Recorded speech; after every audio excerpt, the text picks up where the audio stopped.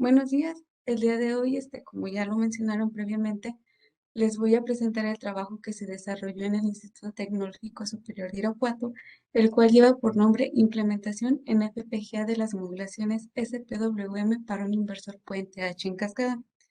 Ese trabajo se desarrolló en colaboración con el doctor José Miguel Sosa Zúñiga.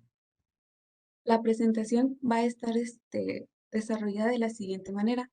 Primeramente se muestra una conclusión, después las características de los inversores puente H en cascada, seguido de las modulaciones por ancho de pulso sinusoidal, mostrando el diseño y la implementación de las modulaciones en un FPGA, los resultados experimentales y concluyendo con una conclusión y el listado de referencias consultadas. En los últimos años, los inversores multinivel han generado más atención y esto se debe a sus diversas aplicaciones, las cuales como vehículos eléctricos, energías renovables, sistemas de transmisión de sede, entre algunas otras. Bueno, los inversores multinivel presentan ciertas ventajas en comparación con los inversores de 2 o 3 niveles. Algunas de ellas es que tienen un mayor rendimiento, ya que disminuyen el índice de distorsión armónica total en el voltaje de salida. También se pueden operar a frecuencias menores, lo que va a permitir mejorar la eficiencia general del sistema.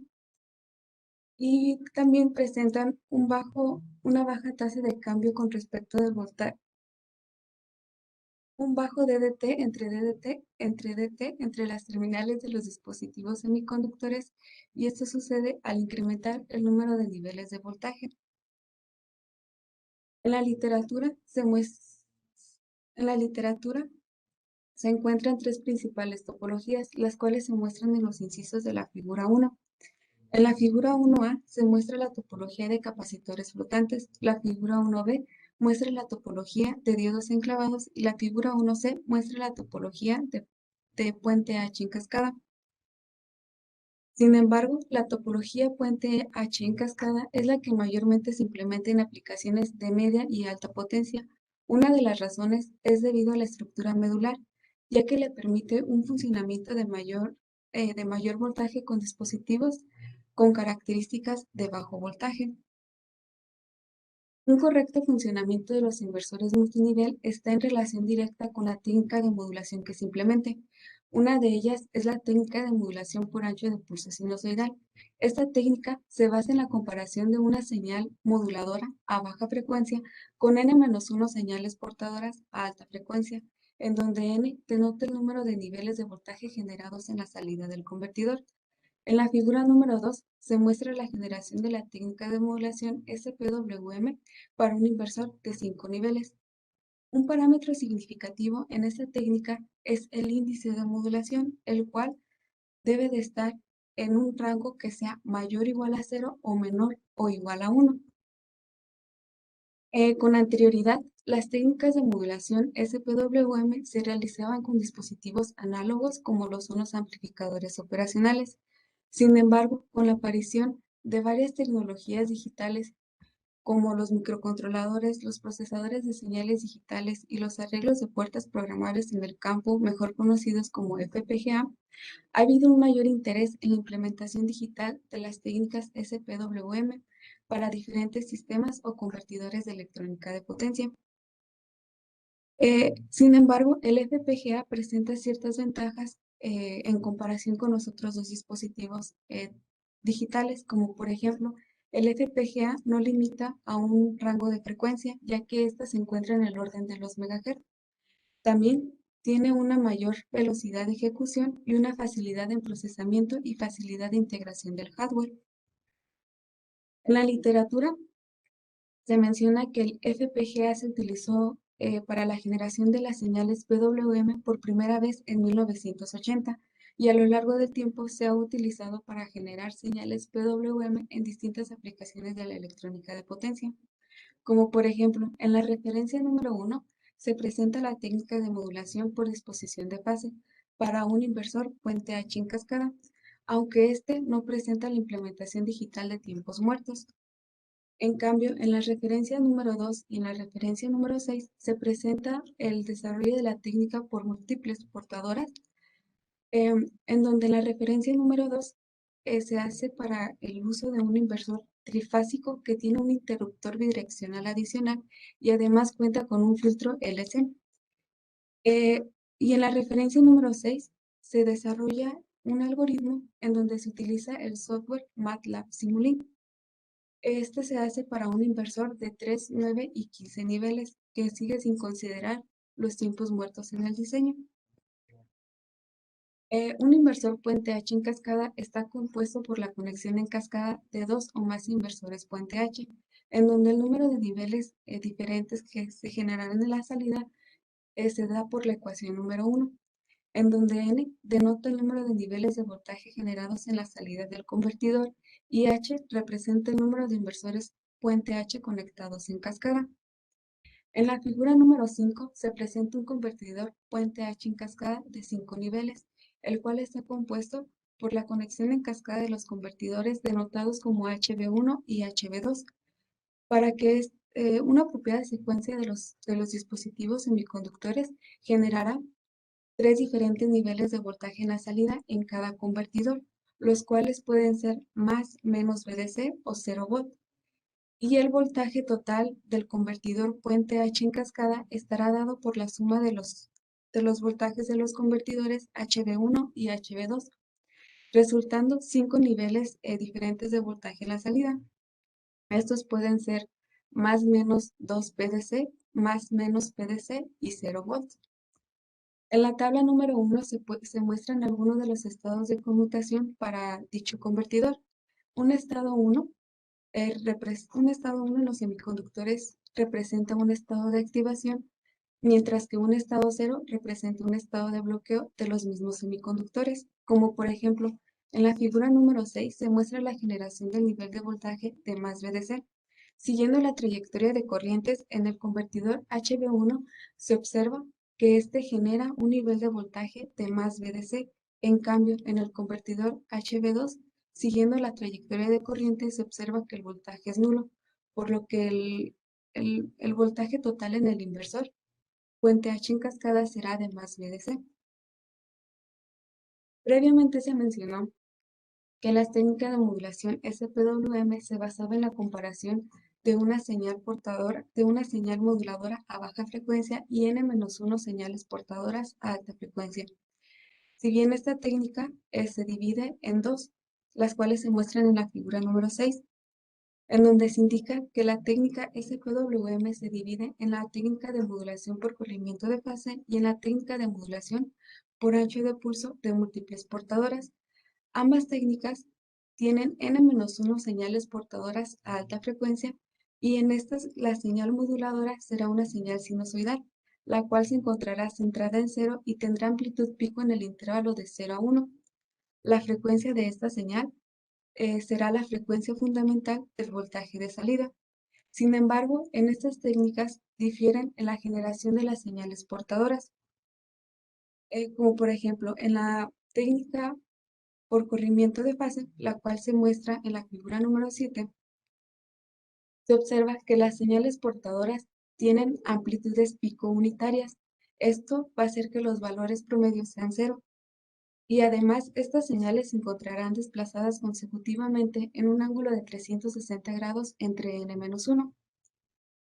En cambio, en la modulación MC-SPWM, las señales portadoras tienen como características amplitudes iguales de 2 entre n-1, además de que se encuentran desplazadas vertical y uniformemente en el intervalo de -1 a 1. La frecuencia de estas señales portadoras será la misma y determinará la frecuencia de conmutación del convertidor. En la figura número 8 se muestra que esta técnica de modulación a su vez se divide en tres técnicas, las cuales son disposición de fase, disposición de oposición de fase y disposición de oposición de fase alternada. En el caso de la modulación PD, las señales portadoras se encuentran en fase, esto se observa en la figura número 9. En la modulación POD, la cual se muestra en la figura número 10, se observa que las señales portadoras por encima del punto de referencia cero están desfasadas 180 grados con respecto a las que están por debajo del punto de referencia cero. Y por último, en la modulación APOD, la cual se muestra en la figura número 11. Las señales portadoras se desfasan 180 grados desde las portadoras adyacentes. En la figura número 12 se muestra un diagrama bloques del circuito propuesto para la modulación PD. En este diagrama es posible apreciar que se basa en una estructura Python en la cual se definen 5 bloques. El primer bloque es el acumulador de frecuencia, un habilitador de entradas, las LUT, un comparador y un bloque de tiempos muertos. En este caso, en las LUT se generan las señales portadoras y la señal moduladora. Además de que se observa que las LUT de las señales portadoras van a compartir un mismo bloque de acumulador de frecuencia y un bloque de habilitador de entradas, mientras que la señal moduladora va a tener su propio bloque acumulador de frecuencia y su propio bloque habilitador de entradas. También es posible apreciar que estos bloques se encuentran en sincronía con dos señales de un bit, las cuales son denotadas como CLK y reset. En el caso de la señal CLK, esta se encuentra conectada al reloj interno del FPGA y la señal de reset es una señal de habilitación externa. Entonces, el bloque acumulador de frecuencia se muestra en la figura número 13 y este bloque se encarga de generar señales de pulsos de frecuencias de la señal moduladora y de las señales portadoras. Esto lo hace a partir de las dos señales CLK y reset.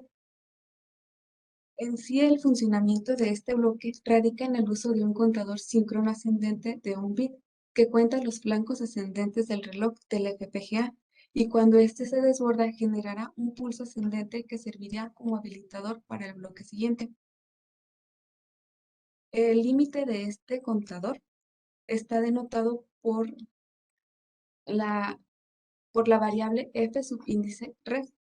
Esta se obtiene a través de la ecuación número 2, en la cual f subíndice FPGA denota la frecuencia del reloj del FPGA, que en este caso se utilizó uno de 50 MHz. M indica el número de bits de resolución y F omega es la frecuencia deseada. Entonces, para el diseño de los acumuladores de frecuencia, se estableció que para las señales portadoras la frecuencia será de 16 kHz. Por ende, el rango del contador será de 0 a 11. En cambio, la señal moduladora se diseñó con una frecuencia de 60 Hz, por lo que el rango del contador será de 0 a 3254. El siguiente bloque es el bloque habilitador de entradas. Este se muestra en la figura número 14. Y este bloque cuenta con las dos señales ya mencionadas y una extra, la cual se denota como AC. Esta señal es una señal de activación que proviene del bloque acumulador de frecuencias. En la salida se va a encontrar un bus de 16 bits. Su funcionamiento de este bloque radica en un contador ascendente de 16 bits, el cual está en sincronía con el reloj interno del FPGA. Para su correcto funcionamiento es necesario que la señal de reset se encuentre en un estado lógico de 0 y la señal AC en un estado lógico de 1. Esto inicializará el contador y cuando el contador, teniendo el rango en todos los 16 bits en 0 y finalizando en todos los bits en 1. Estos mismos datos serán mostrados en la señal de salida, la cual es denotada como L subíndice I. El bloque siguiente son las tablas de consultas de datos. Estas tablas funcionan a través de una entrada de 16 bits y de igual manera están en sincronía con el reloj interno del FPGA. Contienen los valores discretizados para el argumento y su correspondiente valor de la función seno y triangular en un periodo de cada señal. Estas LUTs se crearon usando MATLAB mediante el cálculo del valor normalizado de las funciones seno y triangular con 256 valores para el argumento en el intervalo de 0 a 2 pi y con una resolución de 16 bits en formato 2 UAN. Este formato lo que permite es establecer 2 bits para el signo y el número entero y los 14 bits restantes son para los valores decimales. Para la generación de la señal moduladora se hizo uso de la ecuación número 3. en donde se establece la amplitud por medio de la variable A. La variable I denota es el valor a evaluar proveniente del bloque habilitador de entradas y la variable D es un vector de 16 bits. En cambio, para las señales portadoras, la función a utilizar fue la ecuación número 4.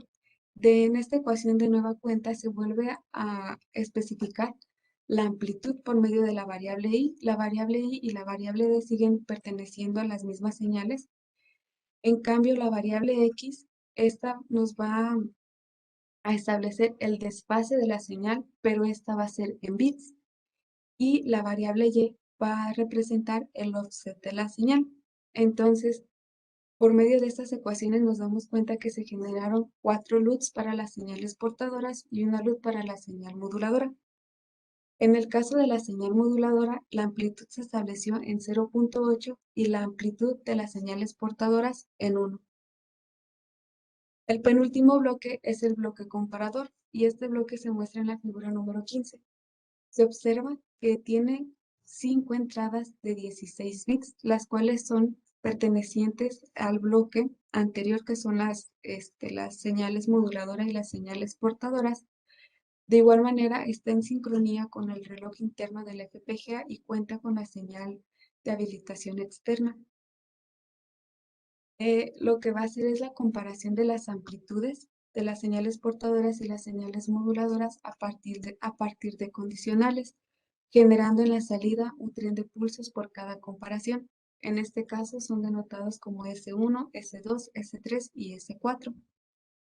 El último bloque es el bloque de tiempos muertos y este bloque funciona a través de las mismas señales de habilitación, que es LK conectada al reloj interno del FPGA y la señal de habilitación externa reset.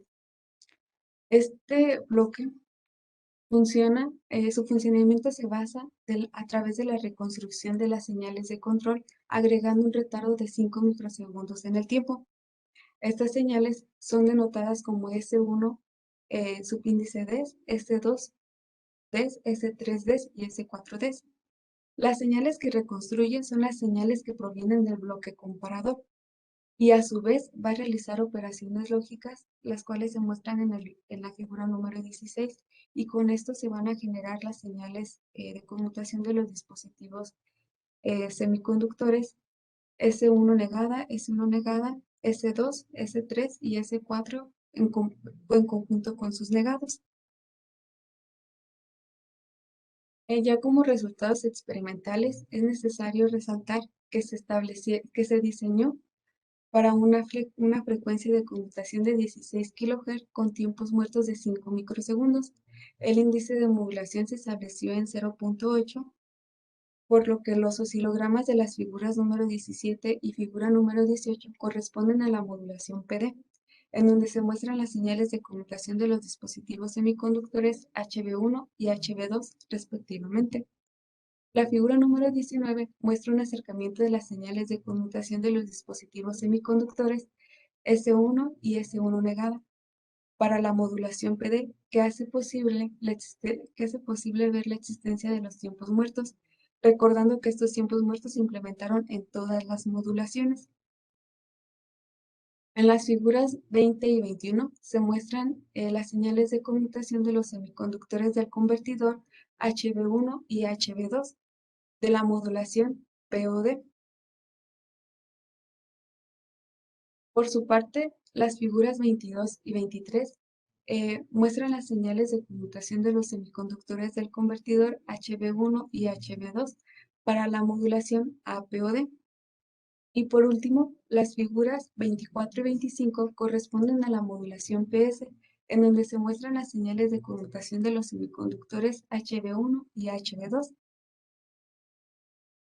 Como conclusiones, se logró el objetivo, que era la implementación de las diferentes modulaciones SPWM para un inversor puente H de 5 niveles en lazo abierto en el FPGA Cyclone 4, además de que se validaron experimentalmente la correcta generación de dichas señales de conmutación y de los tiempos muertos, por lo que se puede afirmar que las FPGA son una alternativa viable para la implementación de las modulaciones SPWM en lazo abierto para convertidores multinivel de más de 5 niveles, lo que también hace posible implementar estrategias de modulación de modulaciones diferentes, perdón, para otras topologías de inversores multinivel. Además de que este diseño podría modificarse para la generación de las conmutaciones de un inversor multinivel en lazo cerrado. Por último, se muestran las referencias que se consultaron y con esto yo concluyo. Les agradezco su atención y pues quedo en espera de las preguntas.